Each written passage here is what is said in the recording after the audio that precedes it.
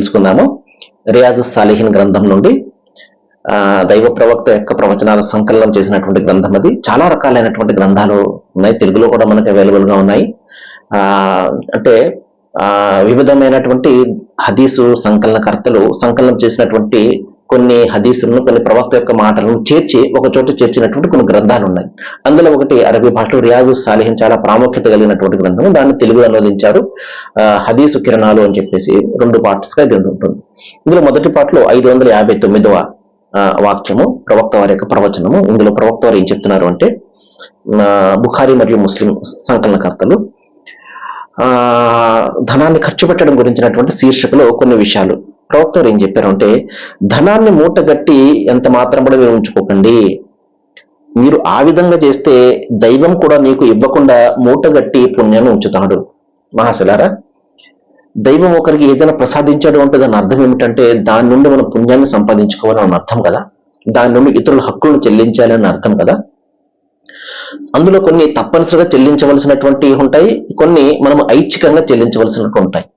ఉదాహరణకు, ఒక వ్యక్తి వద్ద ధనము మిగిలింది, సంవత్సరం పాటు ఒక 100 రూపాయలు అతని వద్ద ఖర్చు కాకుండా మిగిలి ఉన్నట్లయితే అందులో 2.5 రూపాయలు ప్రజలకు హక్కు ఉంటుంది. అది నేను ఇవ్వను అంటే కుదరదు. అది తప్పనిసరిగా అతను ఇవ్వవలసినటువంటి దానం అని చెప్పకూడదు, కానీ అది హక్కు, ప్రజల హక్కు. దాన్ని జకాత్ అని చెప్పేసి పిలుస్తారు. ఇది అతని సొమ్ము కాదు, అది ప్రజల యొక్క సొమ్ము. అతను సంపాదించింది, కానీ అందులో ప్రజల హక్కు ఉన్నది. అది కాకుండా అతను ఇష్టం వచ్చిన రీతిలో అతను ఇతరుల మీద ఖర్చు పెట్టాడు అనుకోండి, ఐచ్ఛికంగా ఖర్చు పెట్టింది అనుకోండి, దానివల్ల కూడా బోళ్ళు పుణ్యాలు అతను సంపాదించుకుంటాడు. దైవం ఇక్కడ మహాప్రవక్త వారు చెప్పినటువంటి విషయం ఏంటంటే, మీరు గాని ఖర్చు పెట్టకుండా ధనాన్ని మూటగట్టి పెట్టుకున్నారు అంటే దైవం కూడా మీకు పుణ్యాలు ఇవ్వకుండా మూటగట్టి పెట్టుకుంటాడు. మనకు పుణ్యం ఇవ్వనటువంటి ధనం ఉంటే ఎంత, లేకపోతే ఎంత అండి మహాశలారా. ధనాన్ని మనము పుణ్యార్జన సంపాదించుకోవడానికి, పుణ్యార్జన చేయడం కోసము, పరలోకంలో మంచి గృహాన్ని నిర్మించుకోవడం కోసము, పరలోకంలో సాఫల్యం పొందడం కోసం మనం దాన్ని ఉపయోగించుకోవాలి. కానీ మన వద్ద అట్టే పెట్టుకుంటే ఏమొస్తుందండి? మనం ఏమైనా కూడా తీసుకెళ్తామా దాన్ని?